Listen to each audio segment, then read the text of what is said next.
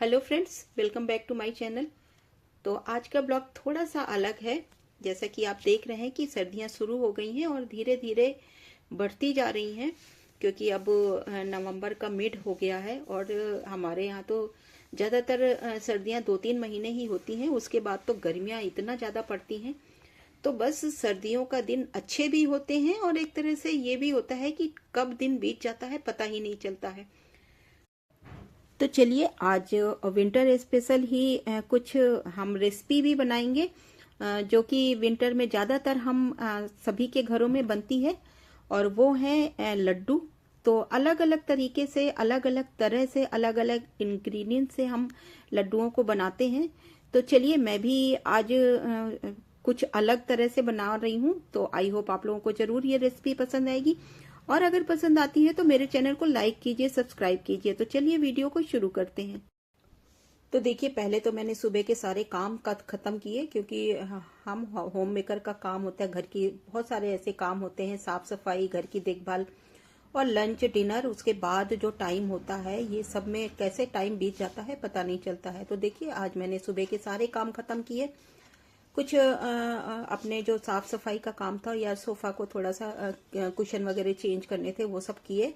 और उसके बाद मैंने लंच की तैयारी की। लंच में बनाए मैंने राजमा और ये पनीर कैप्सिकम ये बनाया, और इस तरह से सबको लंच कराया।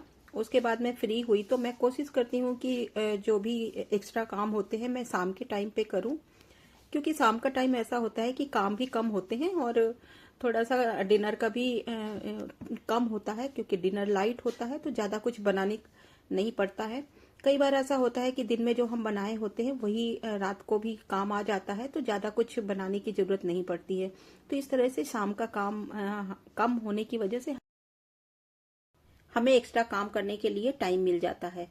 तो जैसे कि आजकल दिन छोटे होते हैं, तो कब दिन बीत जाता है पता नहीं चलता है। तो इसलिए मैं कोशिश करती हूँ कि शाम का ही टाइम चूज करूँ, क्योंकि काम भी कम होता है और आराम से इस टाइम पे मुझे कोई रेसिपी बनानी है या मुझे अपनी वीडियो एडिट करनी है, तो मैं यही टाइम चूज करती हूँ और इस टाइम पे मैं आराम से कर सकती हूँ।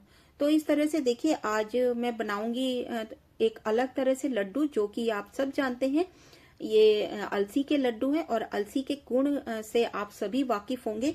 देखिए, अलसी कई तरह से हमारे लिए फायदेमंद है। ये हृदय स्वास्थ्य को तो बेहतर बनाता ही है, पाचन में सुधार करता है, कुछ कैंसर के भी जोखिम को कम करता है, और इसमें ओमेगा 3 फाइबर और फैटी एसिड और लिग्नन जैसे पोषक तत्वों से भरपूर है, जो खराब कोलेस्ट्रॉल को और ब्लड प्रेशर को भी कंट्रोल करता है, और ये हमारे वेट लॉस को भी कंट्रोल करता है। और साथ ही आप सब जानते हैं, बालों और स्किन के लिए तो ये है ही अच्छा।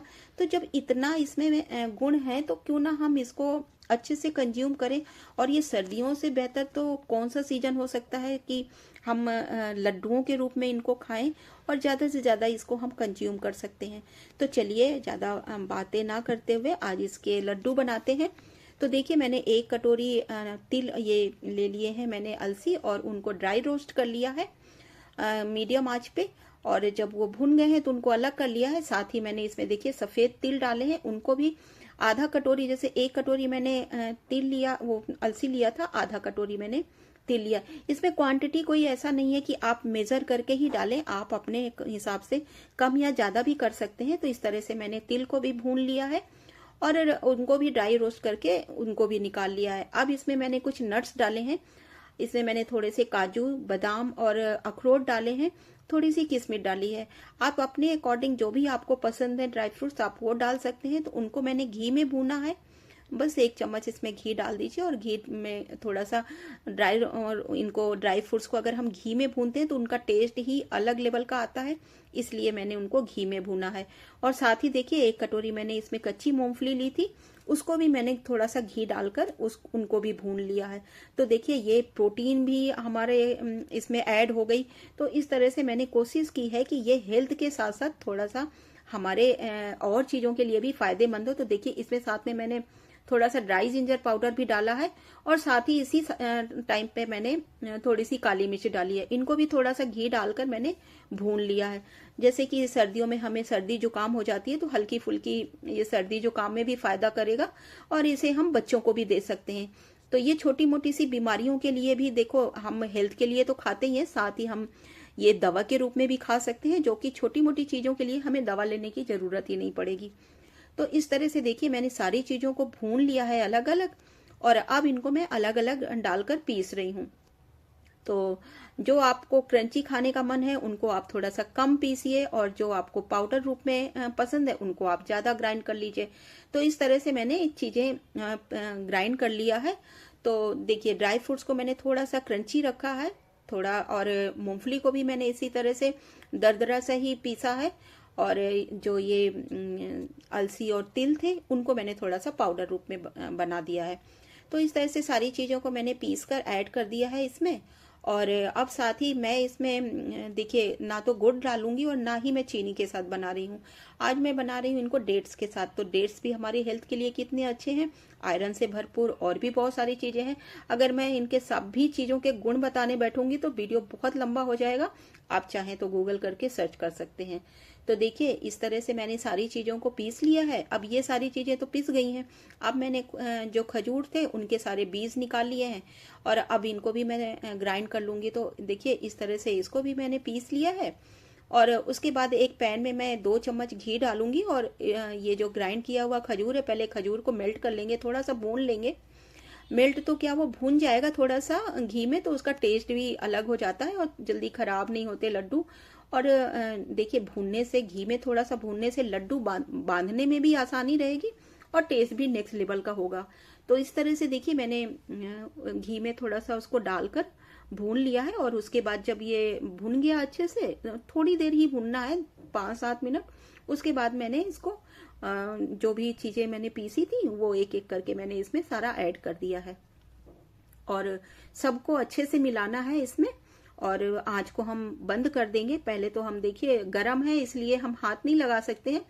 तो जब अच्छे से नहीं मिलता है तो थोड़ा सा ठंडा होने के बाद हम हाथों से इसको अच्छे से मिक्स करेंगे तो ये मिल जाता है, एक सार हो जाता है। क्योंकि कई बार डेट्स होते हैं तो थोड़ा टाइट रह जाता है, तो अच्छे से मिल नहीं पाता है। तो आपको बहुत अच्छी तरह से इसको मिलाना है। क्योंकि जब हम गुड़ की चाशनी बनाते हैं या कोई और चीज से बनाते हैं तो उसमें हमको मिलाने की जरूरत नहीं पड़ती, क्योंकि वो लिक्विड होता है तो वो आसानी से वो मिक्स हो जाता है। लेकिन ये डेट्स हैं, डेट्स तो मेल्टेड नहीं होते हैं, तो इसलिए हमको थोड़ा सा हाथ से इनको मिलाने की जरूरत पड़ती है।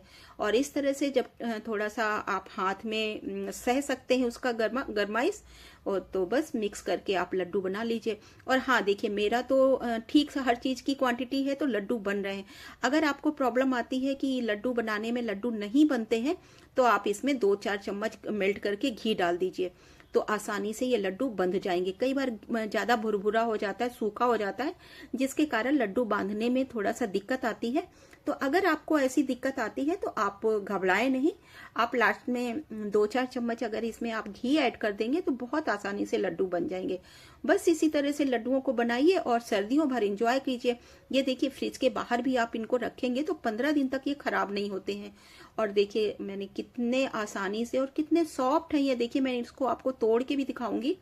देखिए किस तरह से ये कितने आसानी से ये देखिए एकदम से टूट गया।